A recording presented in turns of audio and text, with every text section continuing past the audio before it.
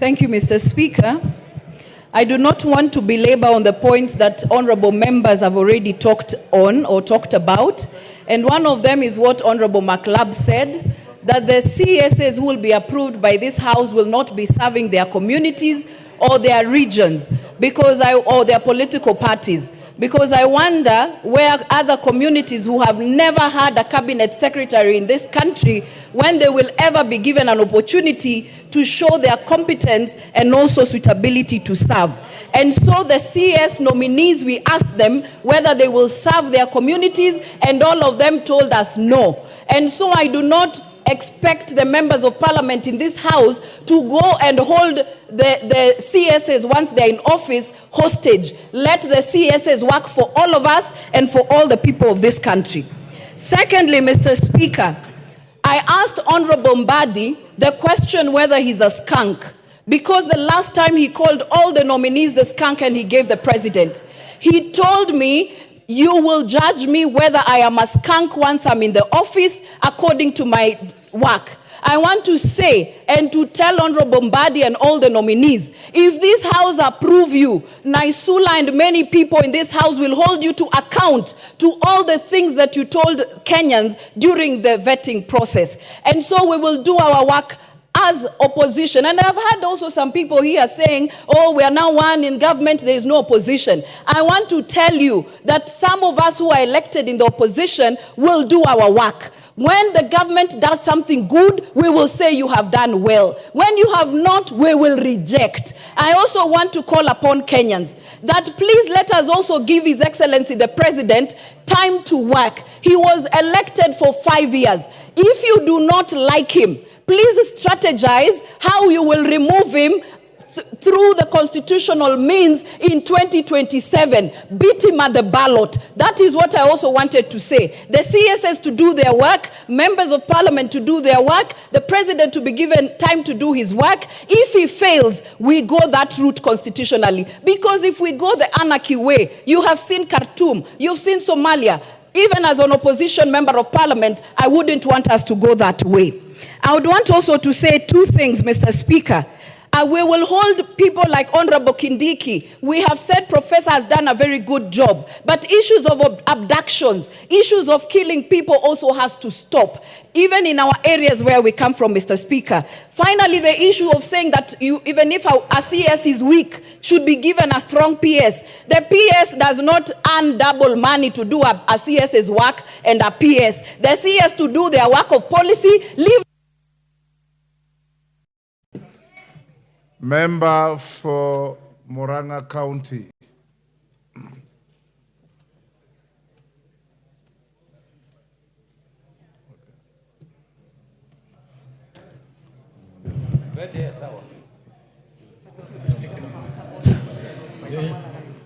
Give the mic to Betty Minor. You are switching the mic in the wrong places.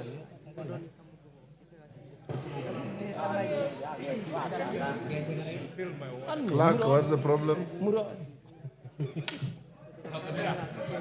Thank you, Mr. Speaker. I rise to support the nominees, but Mr. Speaker, this time round, we have to be very, very clear as Parliament. We have not come to support leaders, to support regional politics and to support regional development, but to support every Kenyan at the national level.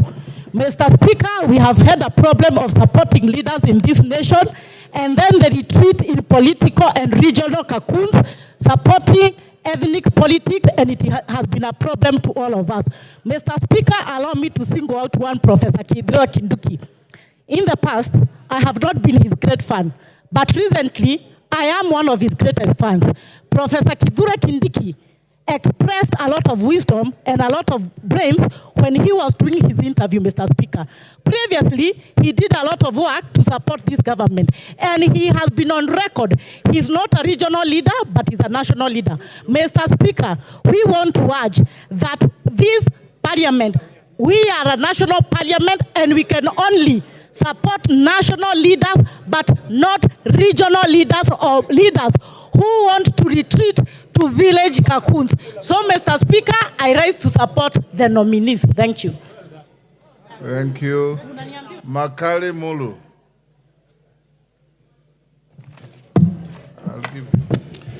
Yeah, thank you very much, Honorable Speaker. Honorable Speaker, I want also to add my voice to this important debate. And I will say I'm supporting the report, but with a number of reservations. The first one, Honorable Speaker, is the issue of regional balancing.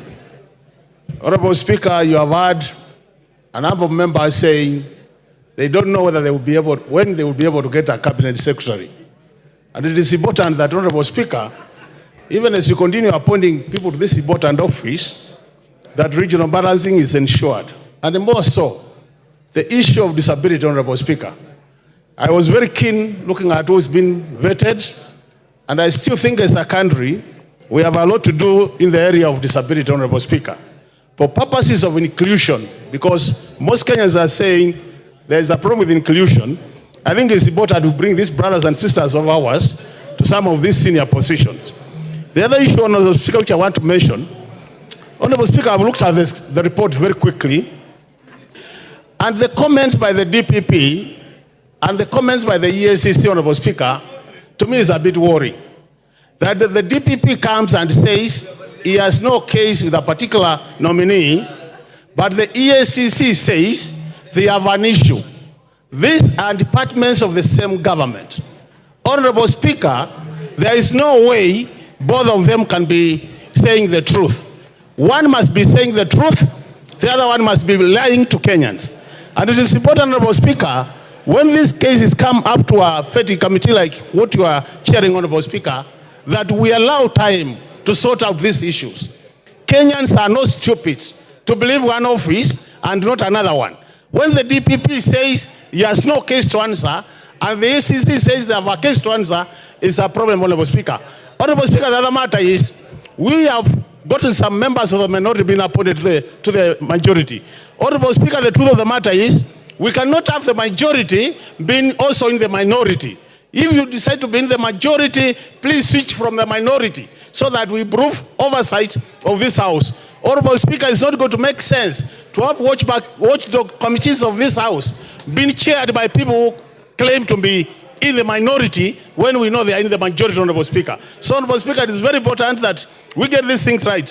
The issue of wealth declaration, Honorable Speaker, I've seen a number of members saying appreciation of property and assets. Honorable Speaker, it is very important that such matters we do much more work to determine how this wealth changed over such a short time, Honorable Speaker. I was asking myself, if I worked for 30 years and I've made 200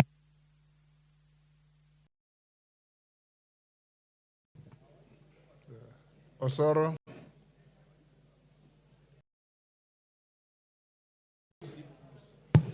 Thank you very much, Honorable Speaker. Honorable Speaker, I also rise to support the report by the committee. But I also want to single out some few nominees that I observed 1, 2, or 3 things and learned something. Honorable Speaker, the nomination of the Honorable Ali Hassan Joho is an inspiration to so many young people out there who may have lost hope. That it really doesn't matter where you come from, how you scored in the grades that you got in high school. If you persist and persevere, you will achieve your dreams. So, Honorable Speaker, this really should be a great inspiration. And even as I say that, Honorable Speaker, I'll also make on a light note and say those who are actually saying and talking about the opulence on some nominees or some former CSS, who is like the Honorable Onesimus Kipchumba Murkomen. I don't know how you'll talk about the Honorable Ali Hassan Joho, who also has a taste for good things. And this should actually go out there in public, that people should know, and every person outside there should know that you are not poor because somebody else is rich. You can actually learn something from a person instead of actually feeling bad that, okay, you are wearing this shirt or you are having a very expensive watch, you are putting on a very expensive watch because you took my money. Which money? I mean, people should be made to understand that people have got different tastes. There are people who love clothes, attires, there are people who love land, there are people who love big cars, and there are also people who love other forms of excitement and even traveling. So, Honorable Speaker, this was a great inspiration, Honorable Speaker, on Ali Hassan Joho. And number two, Honorable Speaker, there was also an inspiration for the young people of Mr. Eric Mureithi Muga, a young man that appeared before you and even confessed not to be having a car. You know, he's been able to maneuver through the systems, maneuver through the network, and that clearly shows that your social network is a social net worth. And today, and I believe that when he gets his first salary, he'll be able to acquire himself a car. So this is a great inspiration. And finally, Honorable Speaker, I'm also very excited by the nomination of Mr. Julius Migos Ogamba. Before he appeared before your committee, Honorable Speaker, in the corridors of Parliament, members were saying that ministry possibly required a career educationist. But the confirmation of his performance truly confirmed that this is a person who is competent to what he was actually appointed. Give him a minute and wind up.